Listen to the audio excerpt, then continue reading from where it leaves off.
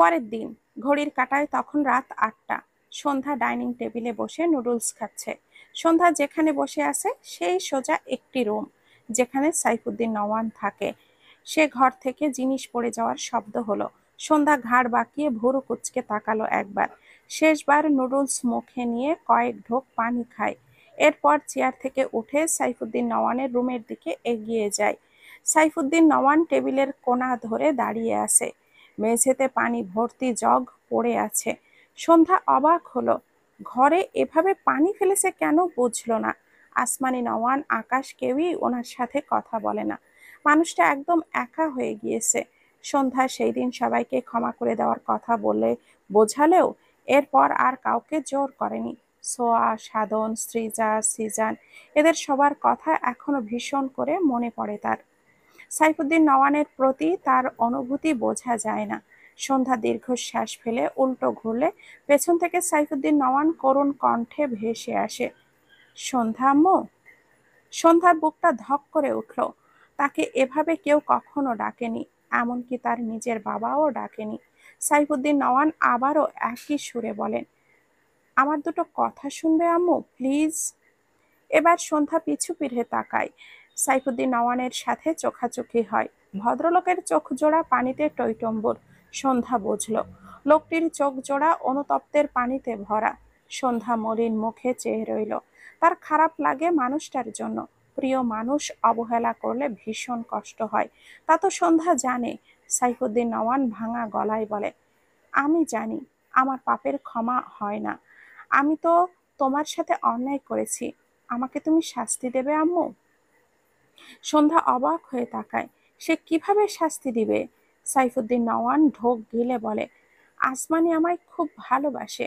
ও আমায় শাস্তি দিতে গিয়ে নিজের সুখ ভুলে গিয়েছে। আমি জানি আমি তোমার সাথে অন্যায় করেছি, তোমার আপন মানুষগুলোকে মেরে ফেলেছি। তুমি আমাকেও মেরে ফেলো আম্মু। তুমি যত কষ্ট দিয়ে মৃত্যু দিতে চাও দাও, কিন্তু আমার আসমানিকে ভালো থাকতে দাও। আমাকে আর আমার আসমানিকে একটা বার শান্তির নিঃশ্বাস নিতে দাও। কথাগুলো বলতে বলতে সাইফুদ্দিন নওয়ানের চোখ বেয়ে পানি গড়িয়ে পড়ে, গলা বেঁধে আসে। সন্ধ্যার চোখ জোড়া ভিজে ওঠে। সাইফুদ্দিন নওয়ান এগিয়ে আসতে নিলে পড়ে যেতে নেয়। সাথে সাথে আবারও টেবিলের কোণা ধরে নিজেকে সামলে নেয়। প্রচন্ড বুকে ব্যথা করছে। চোখ বুজে রইল কিছুক্ষণ। এরপর ধীরে ধীরে হাঁটু মুড়ে মেঝেতে বসে। দুই হাত জমা করে ভাঙা গলায় বলে, আমাকে ফিরিয়ে দিও না আম্মু। আমার ক্ষমা চাওয়ার মুখ নেই, তবুও ক্ষমা চাইছি। আমায় মৃত্যু উপহার দিয়ে আমার শাস্তিটা একটুখানি কমিয়ে দাও। সন্ধ্যার চোখ থেকে পানি গড়িয়ে পড়ে। তার মনে হচ্ছে তার সামনে তার এক বাবা এভাবে বসে রয়েছে। সন্ধ্যা ঢোক গিলল। সাইফুদ্দিন নওয়ান আবারও করুণ কণ্ঠে ডাকে, সন্ধ্যা আম্মু আমায়। আর বলতে পারল না। হঠাৎই পেছন দিকে হেলে ঠাস করে মেঝেতে পড়ে যায়। সন্ধ্যা বিস্ময় দৃষ্টিতে তাকায়, দ্রুত ঘরের ভেতরে প্রবেশ করতে চায়। তখনই পাশ থেকে আসমানি নওয়ান সন্ধ্যার হাতটা চেপে ধরে। সন্ধ্যা ঘাড় বাঁকিয়ে তাকায় আসমানি নওয়ানের দিকে। আসমানি নওয়ানের দৃষ্টি সাইফুদ্দিন নওয়ানের দিকে, চোখের কোণে জলকণা। সন্ধ্যা আসমানি নওয়ানকে দাঁড়িয়ে থাকতে দেখে ডান হাতে আসমানি নওয়ানকে ঝাঁকায়। আসমানি নওয়ান সন্ধ্যার দিকে তাকায়, নিজেকে সামলে বলে, এক পাও এগোবি না জান্নাত। সন্ধ্যা বিস্ময় দৃষ্টিতে তাকায়। সে ভেবেছিল আসমানি নওয়ান নিজেই এগিয়ে যাবে, অথচ আসমানি নওয়ান নিজেও যাচ্ছে না, তাকেও যেতে দিচ্ছে না। সন্ধ্যা ঘাড় ফিরিয়ে সাইফুদ্দিন নওয়ানের দিকে তাকায়। লোকটি মাটিতে শুয়ে বাঁ হাতে বুক ডলছে, একটু পর পর কেমন যেন ছটফট করছে। ভদ্রলোকের ঝাপসা দৃষ্টি জোড়া তাদের দিকেই। সন্ধ্যা ঢোক গিলল, দৃষ্টি ঘুরিয়ে আসমানি নওয়ানের দিকে তাকায়। সন্ধ্যা তার হাত আসমানি নওয়ানের হাত থেকে ছাড়িয়ে নিতে চায়, কিন্তু আসমানি নওয়ান সন্ধ্যার হাতটা ছাড়লেন না। উল্টো সন্ধ্যার হাতটা আরো শক্ত করে ধরে ঢোক গিলে তেজি স্বরেই বলে, আমারে তোর মায়ের সাথে গোলাবি না জান্নাত। তুই আর তোর মা দয়ার সাগর হইলেও আমি নই। কেউ অন্যায় করলে সে কখনো আমার থেকে পার পাইব না। সন্ধ্যা অবাক হয়ে তাকায় আসমানি নওয়ানের দিকে। আসমানি নওয়ান ঝাপসা চোখে সন্ধ্যার দিকে তাকায়। মলিন গলায় বলে, ওই মানুষটার জন্য 6টা মানুষ পুড়ে মরছে জান্নাত। না জানি কত পানি পিপাসা লাগছিল, কত ভাবেই না ওরা বাঁচতে চাইছিল। একটা বাচ্চাও আসছিল। ওদের সবাইকে কতটা কষ্ট দিয়া মারছে সাইফুদ্দিন নওয়ান। তুই সব ভুলা গেলেও আমি ভুলতে পারি না মা। তুই তোর সাথে করা অন্যায়ের ক্ষমা করলেও ওই বাঁচতে চাওয়া হাহাকার করা মানুষগুলোর হয়ে ক্ষমা করতে পারবি জান্নাত? ওপারে গিয়া ওগো সামনে গিয়া দাঁড়াইতে পারবি তো? কথাগুলো বলে থামে আসমানি নওয়ান। সন্ধ্যার চোখ থেকে ঝরঝর করে পানি গড়িয়ে পড়ে। তার আজও মনে পড়ে সোহা প্রথম দিন দৌড়ে এসে তাকে জড়িয়ে ধরেছিল।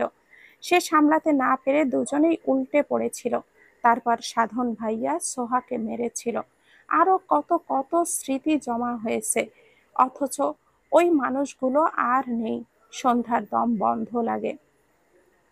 আসমানি নওয়ান ধরা গলায় বলে, আমি আমার স্বামীরে ক্ষমা কইরা ওই মানুষগুলোর সামনে দাঁড়াইতে পারুম না। এরপর আবারও শক্ত গলায় বলে, সাইফুদ্দিন নওয়ান আমার জীবন থেকে শান্তি কাড়িয়া নিছে, আমি তারে কোনোদিনও ক্ষমা করুম না। সাইফুদ্দিন নওয়ান আসমানি নওয়ানের কথায় ছটফটিয়ে উঠল। বুক ব্যথা তীব্র থেকে তীব্রতর হতে থাকে। প্রচন্ড পানি পিপাসায় ছটফটায়। অস্পষ্ট স্বরে ডাকল, আসমানি।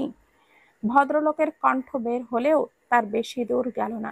সাইফুদ্দিন নওয়ান খুব করে বলতে চাইল, আমাকে এক গ্লাস পানি দিবা আসমানি, কিন্তু পারল না বলতে। তার গলা বেঁধে আসছে, বুক ব্যথায় ছটফটানি বাড়ে। সাইফুদ্দিন নওয়ানের ছটফটানি আসমানি নওয়ান সন্ধ্যা দুজনের চোখেই পড়ে। আসমানি নওয়ান ঢোক গিলল।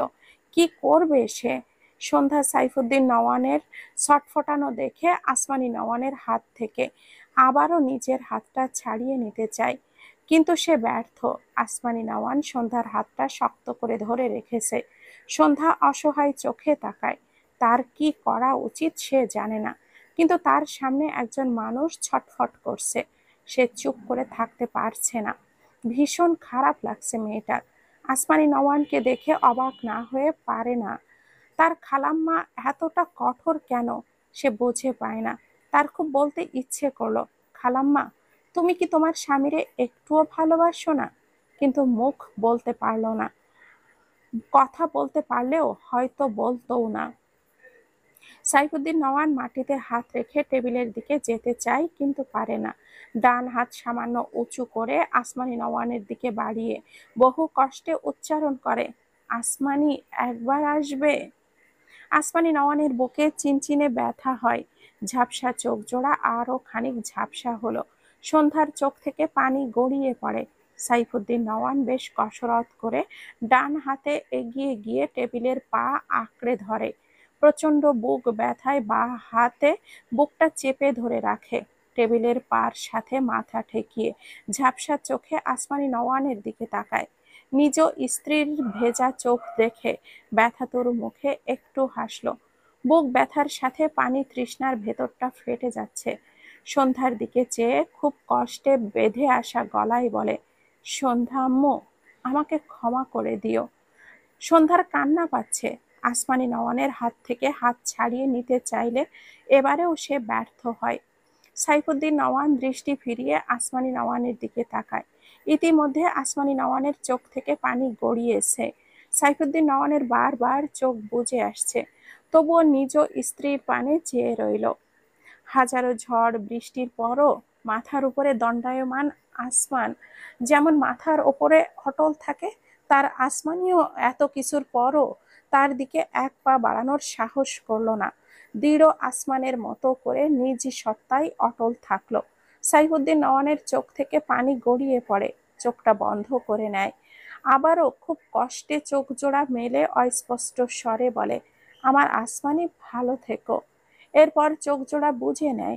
হঠাৎই টেবিলের পাটা ছেড়ে দিলে মেঝেতে ঠাস করে পড়ে যায়। ছটফটানি আগের চেয়েও বেড়ে যায়। এক ফোঁটা পানির জন্য ছটফটায়। দম আটকে আসছে। তবুও মাথা একটুখানি উঁচু করে আসমানি নওয়ানকে দেখতে চাইল, কিন্তু পারল না। বিড়বিড় করল, আমার প্রাণ, আমার আব্বু, আকাশ। এটুকু বলেই ভদ্রলোক একেবারে নিস্তেজ হয়ে গেল যেন। ছটফটানিও থেমে গেল। এই পর্যায়ে আসমানি নওয়ানের বুকটা ধক করে ওঠে। সন্ধ্যার হাত ছেড়ে দেয়, ঢোক গিলে দ্রুত পায়ে এগিয়ে আসতে থাকে আকাশের বাবার দিকে। সাইফুদ্দিন নওয়ানের চোখে আসমানি নওয়ানের দুই পা ঝাপসা ঠেকলো। চোখ জোড়া খুলে নিজ স্ত্রীকে একবার দেখতে চাইলেন, কিন্তু পারলেন না। তার আগেই চোখ জোড়া বন্ধ হয়ে যায়।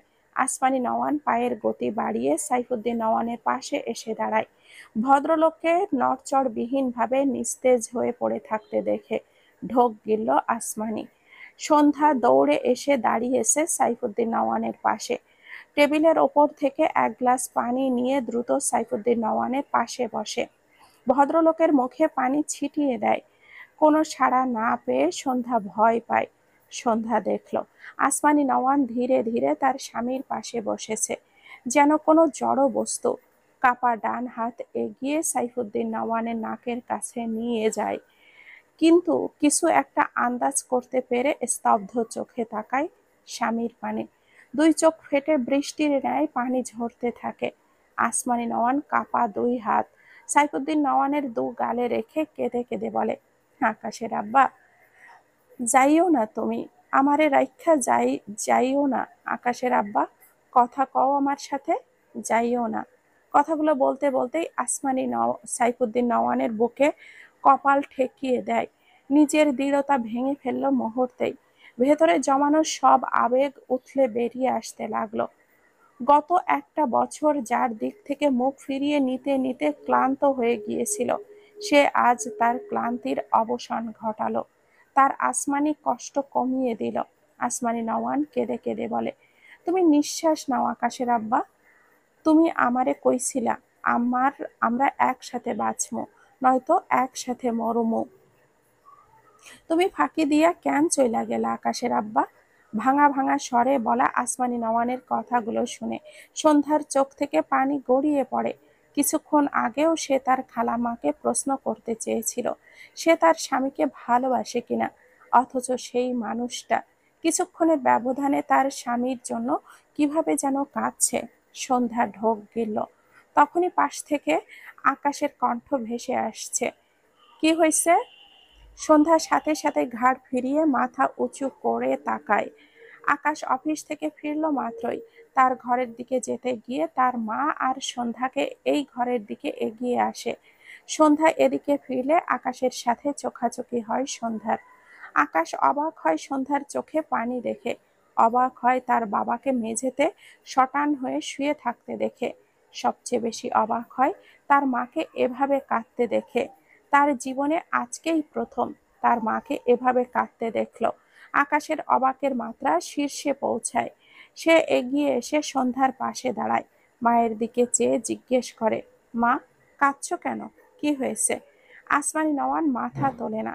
এত বছর সব রকম পরিস্থিতিতে নিজেকে সহ প্রত্যেকটি মানুষকে সামলে নেওয়া মানুষটা আজ একেবারে ভেঙে পড়েছে যেন।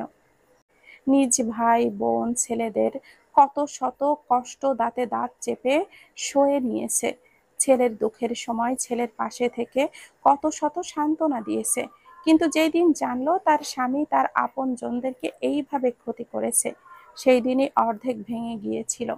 তবুও ক্ষণে ক্ষণে নিজেকে সামলে নিত, কিন্তু আজ বোধহয় পারলেন না। নিজের ভেতরের জমানো হাজারো দুঃখ কষ্ট নিজের ভেতরে চেপে রাখতে পারলেন না।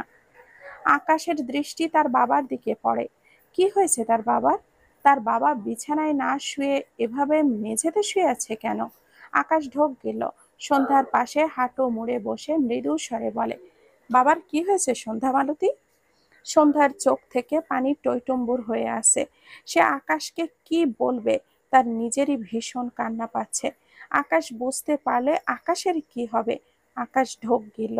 সন্ধ্যার থেকে দৃষ্টি ফিরিয়ে আবারও তার বাবার দিকে তাকায়, এরপর উপুড় হয়ে পড়ে কান্নারত মায়ের দিকে তাকায়। আকাশ বোধহয় কিছু আন্দাজ করতে পারছে, তার গলা শুকিয়ে আসছে। মেঝেতে পড়ে থাকা তার বাবার হাত কাঁপা কাঁপা হাতে তুলে পালস চেক করে আকাশ। বাবার হাতের ধমনীর স্পন্দন থেমে গিয়েছে। বুঝতে পেরে আকাশের বুকটা কেঁপে ওঠে। আকাশ সাথে সাথে তার বাবার হাত ছেড়ে দেয়। সাইফুদ্দিন নওয়ানের হাতটা ঠাস করে পড়ে যায়। মুহূর্তেই আকাশের চোখ জোড়া ভরে ওঠে, অস্পষ্ট স্বরে আওড়ায়, বাবা। সন্ধ্যা ভেজা চোখে তাকায় আকাশের দিকে, আকাশের কাঁধে হাত রাখে। আকাশ সাথে সাথে সন্ধ্যার দিকে তাকায়, ঢোক গিলে বলে, সন্ধ্যা মালতী, বাবা নিঃশ্বাস নিচ্ছে না কেন? বাবাকে নিঃশ্বাস নিতে বলো। কি বাচ্চামো কথা! সন্ধ্যার চোখ থেকে পানি গড়িয়ে পড়ে। আকাশ আবারও তার বাবার দিকে তাকায়, একটু ঝুঁকে তার বাবার মাথায় হাত রেখে ভাঙা গলায় বলে, বাবা ওঠো, বাবা ওঠো না। আমার একটাই বাবা, তুমি চলে গেলে আমার বাবা হারিয়ে যাবে বাবা। কথাগুলো বলতে বলতে আকাশের চোখ থেকে টুপ করে দুফোঁটা পানি গড়িয়ে পড়ে। আসমানি নওয়ান মাথা তুলে ছেলের দিকে তাকায়, ভাঙা গলায় বলে, আকাশ, তোমার আব্বারে আমি অনেক ডাকছি, সে তো ওঠে না। আকাশ, একটু উঠতে কও, আমার খুব কষ্ট হইতাছে, আমি কি করুম? আকাশ ভেজা চোখে তার মায়ের দিকে তাকায়। আসমানি নওয়ান আবারও তার স্বামীর গাল ধরে ঝাঁকায় আর বলে, আকাশের আব্বা, খালি একটাবার কথা কও, এই দেখো আমি আইছি তোমার কাছে, তুমি চইল্লা গেলে আমি কারে আকাশের আব্বা কইয়া ডাকুম কও? যাইও না আকাশের আব্বা। কথাগুলো বলতে বলতে আকাশও কাঁদতে থাকে। সন্ধ্যা মা ছেলের এমন দৃশ্যটা সন্ধ্যা মা ছেলের এমন দৃশ্য দেখে মুখ চেপে কাঁদে। আকাশ কেমন নীরব স্তব্ধ হয়ে বসে আছে। তার বাবার মাথায় রাখা হাত বাবার চুলের ভাঁজে আলতো করে বোলায় আর করুণ স্বরে বলে, বাবা একবার ওঠো, এই দেখো আমি আর মা তোমার সাথে কথা বলতে এসেছি বাবা। আকাশ কতক্ষণ তার বাবাকে ডাকে, কোনো সাড়া নেই, ভীষণ কষ্ট হচ্ছে। তার বাবা সত্যিই হারিয়ে গেল। সে আর কাউকে বাবা বলে ডাকতে পারবে না, বাবাকে তো অনেক আগেই হারিয়ে ফেলেছিল।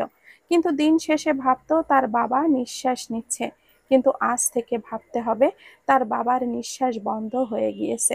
কথাটা ভাবতেই আকাশের দম আটকে আসলো। আকাশের চোখ জোড়া থেকে আরো কয়েক ফোঁটা পানি গড়িয়ে পড়লো। চিরে নিদ্রায় ঘুমিয়ে থাকা বাবার পানে চেয়ে আকাশ বিড়বিড় করে, বাবা, তুমি সত্যি আমাকে একা করে চলে গেলে? আমি সব ঠিক করে দিব বাবা। বলা আমার বাবা, তুমি আমাকে রেখে কি করে চলে যেতে পারলে? তুমি আমার ভালো বাবা হয়ে কেন থেকে গেলে না বাবা? কেন আমার থেকে বাবা ডাক কেড়ে নিলে বলো? তুমি জানো আমি আমার বাবার প্রাণ, বাবা আমায় খুব ভালোবাসে। চলে এসো না বাবা, আমি আর তোমাকে জেলে দিতে চাইবো না, আর তোমার থেকে মুখ ফিরিয়ে নিব না বাবা। আকাশকে তার দুই হাত বাবার বুকে রেখে বাচ্চাদের মতো করে প্রলাপ করতে দেখে সন্ধ্যার চোখ থেকে টুকটুক করে পানি গড়িয়ে পড়ে। সন্ধ্যা আকাশের মুখ তার দিকে ফিরিয়ে নেয়। আকাশ ভেজা চোখে তাকায় সন্ধ্যার দিকে। সন্ধ্যা ইশারায় বোঝায়, আর কাঁদবেন না, ওনার এই পর্যন্তই হায়াত ছিল। আকাশ ঢোক গিলল, ঘাড় ফিরিয়ে তার সামনে কান্নারত মায়ের দিকে একবার তাকালো। এরপর সে ধীরে ধীরে উঠে দাঁড়ায়, একটু একটু করে পা ফেলে বাইরের দিকে যেতে নেয়। কিছু দূর এগিয়ে মাথা ঘুরে উঠলে দাঁড়িয়ে যায়। সন্ধ্যা দৌড়ে আকাশের পাশে গিয়ে দাঁড়ায়, আকাশের গায়ে হাত দিয়ে আকাশকে ডাকে। আকাশ তাকালো না, দুর্বল পায়ে হেঁটে ঘরের বাইরে বেরিয়ে যায়। এগিয়ে গিয়ে সোফা ঘেঁষে মেঝেতে বসে আকাশ নির্জীব হয়ে চেয়ে রইল মেঝের দিকে। সন্ধ্যা আকাশের দিকে এগিয়ে যেতে গিয়ে পিছু ফিরে আসমানি নওয়ানের দিকে তাকায়। আসমানি নওয়ান সেই তখন থেকে এভাবেই কাঁদছে। সন্ধ্যা দ্রুত পায়ে এগিয়ে এসে গ্লাস থেকে হাতে পানি নিয়ে আসমানি নওয়ানের মাথায় পানি দিয়ে আলতো হাতে থাপ্পড় দেয় মাথায়। ভদ্র মহিলাকে সাইফুদ্দিন নওয়ানের বুক থেকে তুলতে চাইলেন, কিন্তু পারলেন না। সন্ধ্যার ভীষণ অসহায় লাগছে, বারবার চোখ ভিজে যাচ্ছে। এই মানুষটা সব সময় তাকে কত বুঝের কথা বলেছে, অথচ কিভাবে ভেঙে পড়েছে। সন্ধ্যা দুই হাতে চোখ মুছে উঠে দাঁড়ালো। এরপর এক প্রকার দৌড়ে গিয়ে আকাশের পাশে দাঁড়ায়, হাতের গ্লাস আকাশকে পানি খাওয়াবে। সে নিচু হওয়ার আগেই আকাশ হঠাৎই তার দুই হাতে সন্ধ্যার দু পা জড়িয়ে ধরে বাচ্চাদের মতো করে ফুঁপিয়ে ওঠে, ভাঙা গলায় শব্দ করে বলতে থাকে, সন্ধ্যা মালতী, আমি জানি আমার বাবা খুব খারাপ, তোমার সাথে সবার সাথে অনেক অন্যায় করেছে, কিন্তু আমার বাবার হয়ে আমি তোমার কাছে ক্ষমা চাইছি। আমার বাবাকে তুমি ক্ষমা করে দাও সন্ধ্যা মালতী, আমি তোমার সব কথা শুনবো, তোমার পায়ে পড়ি আমি। আমার বাবাকে ক্ষমা করো সন্ধ্যা মালতী। আকাশের করা কাজ সাথে আকাশের কথাগুলো শুনে সন্ধ্যা বিস্ময় দৃষ্টিতে তাকায়। হাতের গ্লাস ছুঁড়ে ফেলে জোর করে আকাশের থেকে নিজের পাটা ছাড়িয়ে নিয়ে আকাশের সামনে বসে পড়ে। আকাশ কান্না মাখা চোখে তাকায় সন্ধ্যার দিকে, আবারও বলতে নেয়, সন্ধ্যা মালতী আমার। সন্ধ্যা ডান হাতে আকাশের মুখটা চেপে ধরে, বা হাতে বোঝায়, আমি অনেক আগেই আপনার বাবাকে ক্ষমা করে দিয়েছি। এরপর দুই হাতে আকাশের ভেজা গাল মুছে দেয়। ওইদিকে সন্ধ্যার চোখ থেকে পানি গড়িয়ে পড়ে। সন্ধ্যা খুব কষ্টে কান্না গিলে আকাশকে বোঝায়, আর কাঁদবেন না। কথাটা বলে দুই হাতে আকাশের গলা জড়িয়ে ধরে। আকাশ মাথা নিচু করে সন্ধ্যার কাঁধে মুখ গুজে রাখে, চোখ বুজে নেয়। আবারও কয়েক ফোঁটা নোনা জল গড়িয়ে পড়ে আকাশের। বিড়বিড় করে, বাবাকে আর কোথাও পাওয়া যাবে না, তাই না সন্ধ্যা মালতী? সন্ধ্যার চোখ থেকে ঝরঝর করে পানি গড়িয়ে পড়ে। সন্ধ্যার মনে পড়ে সোহা সাধনের কথা, যে দুইজন মানুষ তার আর সৌম্য ভাইয়ার অন্ধকার জীবনে এক উজ্জ্বল প্রদীপ হয়ে এসেছিল, তাকে আর সৌম্য ভাইয়ার দুঃখের দিনে হাসাতে এসেছিল। সন্ধ্যার একটুখানি জ্বর হয়েছিল বলে ছোহা তার মাথায় কত যত্ন করে হাত বুলিয়ে দিয়েছিল। সাধন ভাইয়া ঔষধ এনে দিয়েছিল, তার আর সৌম্য ভাইয়ার ভালো থাকার সঙ্গ দিতে এসেছিল। আর সেই অপরাধে তারা পুড়ে কয়লা হয়ে গিয়েছে। সন্ধ্যা কি করে ভুলবে তাদের? আর একদিকে সাইফুদ্দিন নওয়ান আজকেই প্রথম, আজকেই শেষবার কি আদর মাখা ডাকলেন সন্ধ্যা আম্মু বলে। সন্ধ্যা এটাও ভুলতে পারবে না, মানুষটা কি কষ্ট পুষে দুনিয়ার মায়া ত্যাগ করলো।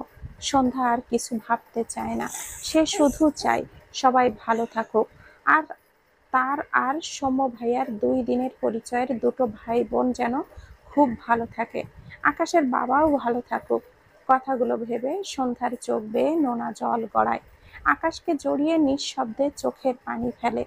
সময় বহমান, সে কারোর দুঃখে থেমে থাকার নয়। চোখের পলকে পেরিয়েছে 2 মাস। সৌম্য অফিস থেকে মাত্রই ফিরেছে। হাতের ছোট ব্যাগটা সোফার উপরে রেখে দেয়। আশেপাশে তাকালে ইরাকে দেখল না। গরম পড়েছে বেশ। সৌম্য শার্টের দুটো বোতাম খুলে জগ থেকে পানির গ্লাসে ঢালে। ভরা গ্লাসটি নিয়ে সোফায় বসে পানি খেতে খেতে দেখল ইরা ঘর থেকে বেরিয়েছে। তাকে দেখে ইরা পায়ের গতি বাড়ালো। সৌম্য এক নিঃশ্বাসে গ্লাসের পানিটুকু খেয়ে গ্লাসটি টেবিলের উপরে রাখলো। ইরা সৌম্যর সামনে এসে বলে, আমাকে ডাকিসনি কেন? সৌম্য মৃদু স্বরেই বলে, এমনি ভেবেছি কাজ করছিস। কথাটা বলে পকেট থেকে ফোনটা বের করে গ্যালারি থেকে একটি পিক বের করে ডান হাত ইরার দিকে বাড়িয়ে দিয়ে বলে, এখানে আয়। ইরা এগিয়ে এসে সৌম্যের ডান পাশে বসলো। সৌম্য তার ডান হাত ইরার কোমর জড়িয়ে নেয়, বা হাতে ফোনটা এগিয়ে দিয়ে বলে, দেখ তো ইরাবতী, তোর পছন্দ হয়েছে? ইরা সৌম্যের হাত থেকে ফোনটা নিয়ে দেখলো একটি বাড়ির পিক। বাড়িটি খুব সুন্দর, একতলা ছাদের বাড়ি। পুরো বাড়ি সাদা রং করা, কিন্তু আশেপাশের পরিবেশ দেখে মনে হচ্ছে এটা একটা গ্রাম। ইরা সৌম্যের দিকে প্রশ্নাত্মক চোখে তাকালে দেখলো সৌম্য তার দিকেই চেয়ে আছে, ঠোঁটের কোণে মৃদু হাসি। ইরা অবাক হয়ে বলে, এটা কার বাড়ি? সৌম্য মৃদু হেসে বলে, আগে বল পছন্দ হয়েছে কিনা। ইরা মাথা নেড়ে বলে, ভীষণ সুন্দর, কিন্তু এটা কার? সৌম্য উত্তর করে, এটা আমাদের বাড়ি ইরাবতী, তোর আর আমার। ইরা সৌম্যের কথায় অবাক হয়। সৌম্য আবারও বলে, গত 1.5 মাস আগে আমাদের বগুড়ার মিলনের পাড়া গ্রামে এই জায়গাটা কিনেছিলাম। আজ বাড়িটা একদম কমপ্লিট হলো। আজ রাতেই গ্রামের উদ্দেশ্যে বের হব। তুই সব দ্রুত গুছিয়ে নে, এখন থেকে আমরা ওখানেই থাকবো। ইরা বিস্ময় দৃষ্টিতে তাকায় সৌম্যের দিকে, বলে, গ্রামে থাকবি? কিন্তু এখানে যে তোর চাকরি আছে, ভুলে গেলি? সৌম্য ইরাকে ছেড়ে উঠে দাঁড়ায়, শার্টের বোতামটা একে একে খুলতে খুলতে বলে, চাকরি ছেড়ে দিয়েছি ইরাবতী। সৌম্যর কথাটা ইরার মাথার উপরে বিনা মেঘে বজ্রপাতের মতো পড়ল। বসা থেকে উঠে দাঁড়িয়ে বিস্ময় কণ্ঠে বলে, মানে কি বলছিস? সৌম্য শার্টের বোতামগুলো খুলে ছেড়ে রাখে। ইরার দিকে একটু এগিয়ে এসে বলে, ভয় পাচ্ছিস আমি চাকরি ছেড়ে দেওয়ায়? ইরা নিশ্চুপ, অবাক হয়ে দেখছে সৌম্যকে। সৌম্য ডান হাত ইরার ছোট ছোট কয়েকটা চুল ইরার কানের পিঠে গুজে দেয়। এরপর ইরার চোখে চোখ রেখে বলে, আমার ইরাবতীকে কষ্ট করতে দিব না আমি, নিশ্চিন্তে থাক ইরাবতী। তাছাড়া আমার ইরাবতী ভালোবাসার প্রখরতা কতখানি তা আমি জানি। ইরাবতী তার বেকার সৌম্যকে নিয়ে মাথা উঁচু করে খুব সুখী হয়ে বাঁচবে, আমি এটাও জানি। ইরার চোখ জোড়া ভরে ওঠে, মৃদু স্বরে বলে, তুই কি আমার উপরে রাগ করে চাকরি ছেড়ে দিলি সৌম্য? আমি তোকে চাকরি ছাড়তে বলিনি, এখন তোকে সবাই বেকার বলবে। সৌম্য মৃদু স্বরে বলে, আমাকে কেউ বেকার বলবে আর তোর বর বেকার বললে এটা ভেবে কি তোর খারাপ লাগবে? এরা মাথা নেড়ে বলে, একটুও খারাপ লাগবে না। সৌম্য মৃদু হেসে বলে, এই জন্য যারা আমাকে বেকার বলবে তাদের কথাও আমার একটুও গায়ে লাগবে না ইরাবতী। ইরা সৌম্যের মুখের দিকে চেয়ে রইল। সৌম্য ঘরের দিকে যেতে যেতে ইরাকে তাড়া দিয়ে বলে, দ্রুত গুছিয়ে নে ইরাবতী, এখান থেকে আকাশ ভাইয়াদের বাড়িতে যাব, তারপর ওখান থেকে গ্রামের উদ্দেশ্যে রওনা দিব। রাত তখন ৮টার ঘরে। ল্যাপটপে একটি ভিডিও চলছে যেখানে আকাশের বাবার মৃত্যুর আগের করুণ সুরে বলা কিছু কথা ছটফটানো আর তারপর নিস্তেজ হয়ে যাওয়া। ভিডিওটি দেখে আকাশ চোখ বুজে নিল। তাদের প্রতিটি ঘরে সিসিটিভি ক্যামেরা লাগানো আছে, যে কারণেই এই ভিডিওটি আকাশ পেয়েছে। বিড়বিড় করে বলে, তুমি কেমন আছো বাবা? সৌম্য আকাশের ঘরের দরজা ঠেলে দেখলো আকাশ চোখ বুজে রেখেছে। আকাশের বাবা মারা যাওয়ার পর থেকে আকাশ কেমন যেন নীরব হয়ে গিয়েছে। সৌম্যের খারাপ লাগে, অতঃপর দীর্ঘশ্বাস ফেলে বলে, আকাশ ভাইয়া আসবো? সৌম্যর কণ্ঠ পেয়ে আকাশ চোখ মেলে তাকায়, বলে, এসো। এরপর আকাশ সোজা হয়ে বসে, কোলের ওপর থেকে ল্যাপটপটা বিছানার উপরে রেখে দেয়। সৌম্য এগিয়ে এসে আকাশের সামনে বরাবর বেডের উপরে বসে।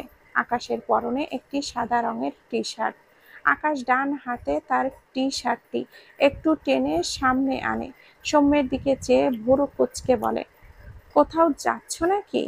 সৌম্য গলা ঝেড়ে বলে, আপনাকে তো বলেছিলাম আমার গ্রামে একটা বাড়ি বানিয়েছি, বাড়িটি কমপ্লিট, তাই আজকেই যাচ্ছি। আকাশ মাথা নেড়ে বলে, আচ্ছা, সাবধানে যেও। আবার কবে আসবে? সৌম্য একটু চুপ থেকে বলে, আমি একেবারে যাচ্ছি ভাইয়া। আকাশ ভুরু কুঁচকে বলে, বুঝলাম না, একেবারে গেলে তোমার চাকরি কে করবে? চাকরি ছেড়ে দিয়েছি। আকাশ বিস্ময় দৃষ্টিতে তাকায়, ব্যাপারটা তার ঠিক হজম হচ্ছে না। মানুষ চাকরি পায় না, আর এ চাকরি পেয়ে সেই চাকরি আবার ছেড়ে দিয়েছে। কি সুন্দর করে বলছে, চাকরি ছেড়ে দিয়েছি। আকাশ ভুরু কুঁচকে বলে, এটা কেন করলে? সৌম্য মৃদু স্বরে বলে, ইরাবতীকে সময় দিতে পারছিলাম না তাই। আকাশ অবাক হয়ে বলে, তুমি কি পাগল? সৌম্য একটু হেসে বলে, আমার বড় ভাইয়ের মুখে শুনেছিলাম ভালোবেসে পাগল উপাধি না পেলে সেই ভালোবাসার মূল্য কম হয়। আকাশ কিছু বলতে গিয়েও হেসে ফেলল, অতঃপর বলে, ভালো ভালো, চালিয়ে যাও। সৌম্য মৃদু স্বরে আবদার করে বলে, কয়েকদিন পর পরই বনুকে আমার বাড়ি নিয়ে যাবেন আকাশ ভাইয়া। আকাশ বেড থেকে নেমে দুই হাত প্যান্টের পকেটে রেখে হতাশ হয়ে বলে, আমার বউটাকে যা ভাই পাগল বানিয়েছো, ভাবছি 2 দিনের মাথায় না আবার আমাকে আমার বউকে নিয়ে তার ভাইয়ের বাড়ি দৌড় দেওয়া লাগে। সৌম্য আকাশের কথা শুনে একটু হাসলো, বিছানা থেকে উঠে দাঁড়ালো, বাইরে বেরিয়ে যেতে যেতে বলে, নিয়ে যাবেন বনুকে, একটাই বউ আমার। আকাশ ভুরু কুঁচকে বলে, এমন ভাবে বলছো যেন তোমার 10-12টা বউ। সৌম্য দাঁড়িয়ে গেল, এগিয়ে এসে আকাশের সামনে দাঁড়ায়। আকাশের কথার উত্তর দিল না, তবে মলিন মুখে আকাশের দিকে তাকালো। আকাশ ভুরু কুঁচকে চেয়ে আছে। সে তো মন খারাপ করার মতো কিছু বলেনি, তাহলে এই ছেলের কি হলো? মৃদু স্বরে বলে, কিছু বলবে? সৌম্য হঠাৎই আকাশকে জড়িয়ে ধরল। আকাশ স্তব্ধা খেয়ে যায়, এতটা আশা করেনি। সৌম্য বেশ কিছুক্ষণ চুপ থেকে আকাশকে জড়িয়ে রেখেই বলে, বনুকে গ্রামে রেখে আমি এই শহরে প্রথম এসেছিলাম আমার স্বপ্ন পূরণ করতে, আর তারপর গ্রামে ফিরে গিয়ে দেখেছিলাম বনু তার কণ্ঠস্বর হারিয়ে ফেলেছে। আর আজ ইরাবতীর স্বপ্ন পূরণের জন্য নতুন জীবন শুরু করতে গ্রামে যাচ্ছি। আমি শহরে ফিরে এসে আমার বনুকে যেমন রেখে যাচ্ছি তেমনই দেখতে চাই। আপনি আমার বনুকে একটুও কষ্ট দিবেন না আকাশ ভাইয়া। আপনার কাছে আমি আর কিছুই চাই না, আপনি শুধু আমার বনুকে ভালো রাখবেন। কথাগুলো বলতে বলতে সৌম্যের গলা ধরে আসে। আকাশের চোখে মুখে বিস্ময় ঢোক গিলল। সে সত্যি সৌম্যের মতো ভাই দেখেনি। সে নিজেও বোধহয় হাজার বছর সাধনা করলেও সৌম্যের মতো এত পারফেক্ট ভাই হতে পারবে না। আকাশ ডান হাত সৌম্যের পিঠে রেখে মৃদু স্বরে বলে, বিলিভ মি সৌম্য, আমি সন্ধ্যা মালতীর জন্য নিজের জান কুরবান করতে এক সেকেন্ডও ভাববো না। সৌম্য একটু হাসল। আকাশকে ছেড়ে ঝাপসা চোখ জোড়া ডোলে স্বাভাবিক করে নেয়। সৌম্য ভাইয়া চলে যাবে শুনে সেই তখন থেকেই সন্ধ্যার চোখ শুধু ভিজে যাচ্ছে। গত একটা বছর এমন কোনো দিন নেই সে সৌম্যকে দেখেনি, একদিন হলেও জড়িয়ে ধরেনি। এমন হয়নি গত 2 মাস তার সৌম্য ভাইয়া নিয়ম করে এই বাসায় দুবার করে আসতো, তার সাথে দেখা করে যেত। এখন একেবারে গ্রামে চলে গেলে কতদিন পর পর দেখা হবে ভাবলেই সন্ধ্যার কান্না পাচ্ছে। এখান থেকে তাদের গ্রামে যেতে অনেকটা সময় লাগে, চাইলেই তো আর যাওয়া আসা করতে পারবে না। তার আর নিয়ম করে সৌম্য ভাইয়ার সাথে দেখাও হবে না। সন্ধ্যাকে এভাবে কাঁদতে দেখে ইরার ভীষণ খারাপ লাগছে। ইরা সন্ধ্যের পাশ থেকে উঠে দোতলায় উঠতে গেলে দেখলো সৌম্য নিচে নামছে, তাই ইরা দাঁড়িয়ে গেল। সৌম্য নিচে নেমে এলে ইরা মৃদু স্বরে বলে, সৌম্য, তুই এই শহর ছেড়ে যাস না। সন্ধ্যা খুব কাঁদছে, আমার নিজেকে অনেক স্বার্থপর লাগছে। তাছাড়া সন্ধ্যা তো আমারই বোন, আমার খারাপ লাগছে ওর জন্য। সৌম্য দীর্ঘশ্বাস ফেলল। ইরার গালে হাত দিয়ে মৃদু স্বরে বলে, বনুকে বাঁচাতে গিয়ে তোকে মৃত্যুশয্যায় পাঠিয়েছিলাম, এবার না হয় বনুর থেকে একটুখানি দূরত্ব বাড়িয়ে আমার ইরাবতীকে একটি সুখের সংসার উপহার দিলাম। ইরার চোখের কোণে পানি জমে, মলিন গলায় বলে, আমার মনে হচ্ছে আমি তোর আর সন্ধ্যার মাঝে দূরত্ব।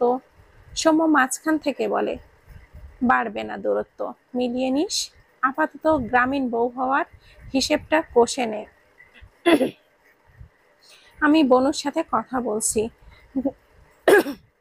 কথাটা বলে সৌম্য ইরাকে পাশ কাটিয়ে সামনের দিকে এগিয়ে যায়।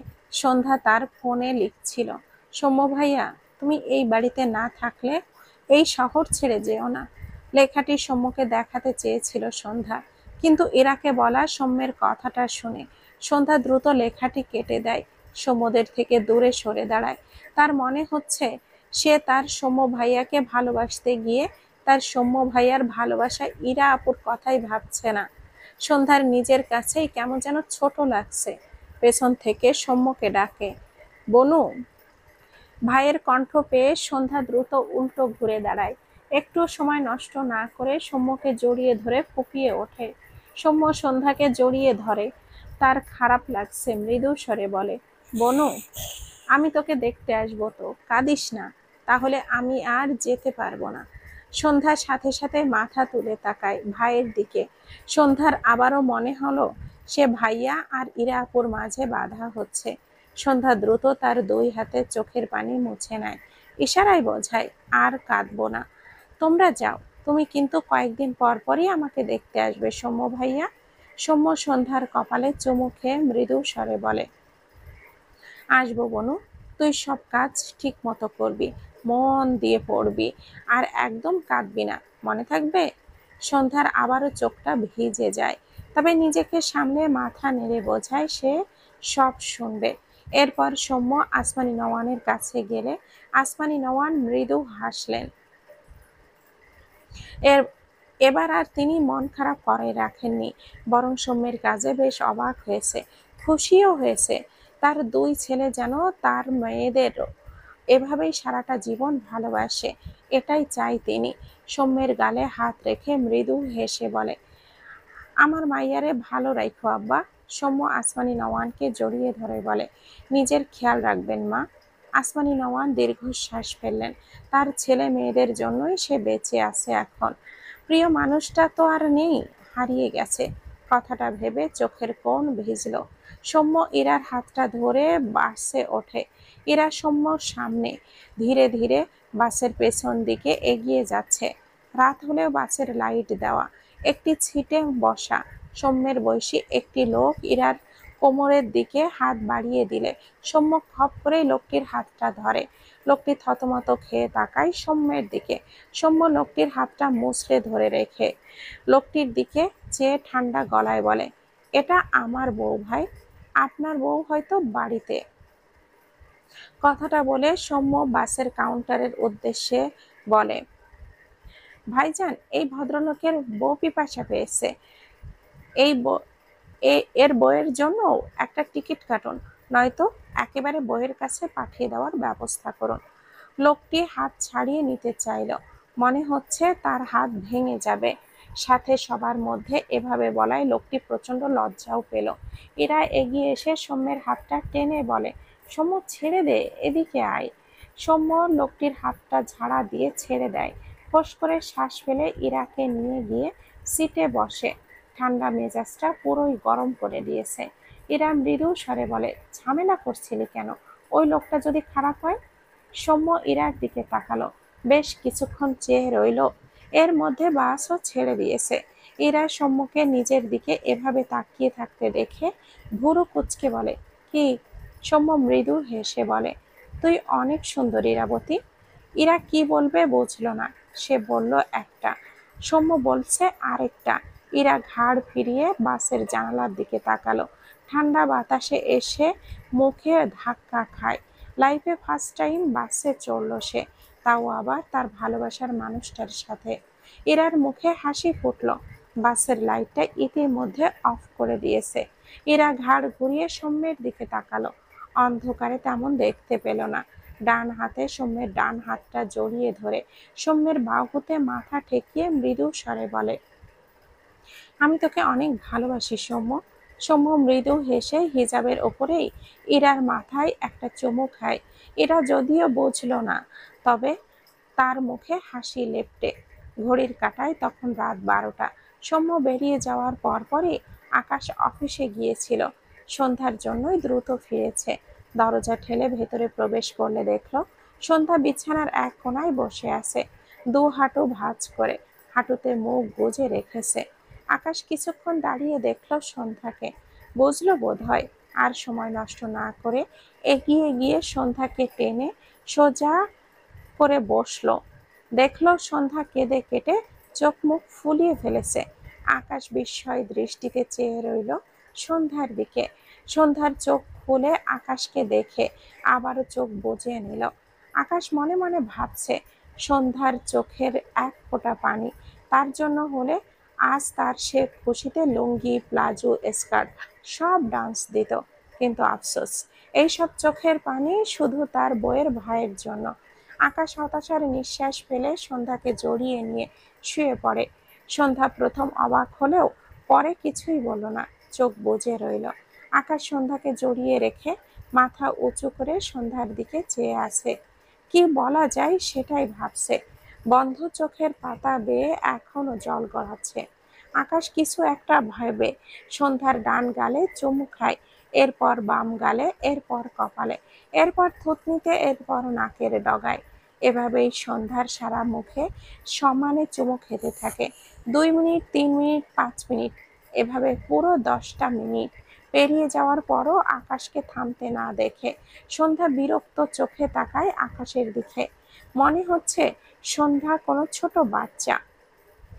আকাশ সন্ধ্যার দৃষ্টিকে পাত্তা দিল না। সে সন্ধ্যার মুখে চুমু আঁকতে ব্যস্ত। সন্ধ্যা না পেরে তার ডান হাত আকাশের ঠোঁট চেপে ধরে। আকাশ সন্ধ্যার হাত তার ঠোঁট থেকে ছাড়িয়ে নিয়ে আবারও সন্ধ্যার মুখের সামনে চুমু খায়।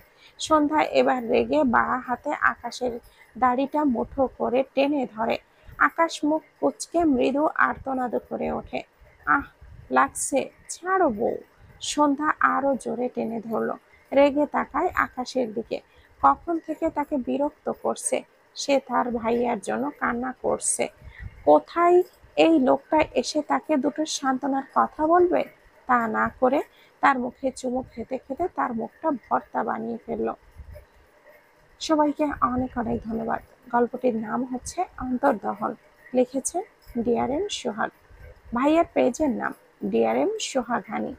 সবাইকে আবারও ধন্যবাদ। ভালো থাকবেন, সুস্থ থাকবেন। আল্লাহ হাফেজ। আসসালামু আলাইকুম আ রহমতুল্লাহি ওয়া বারাকাতুহু।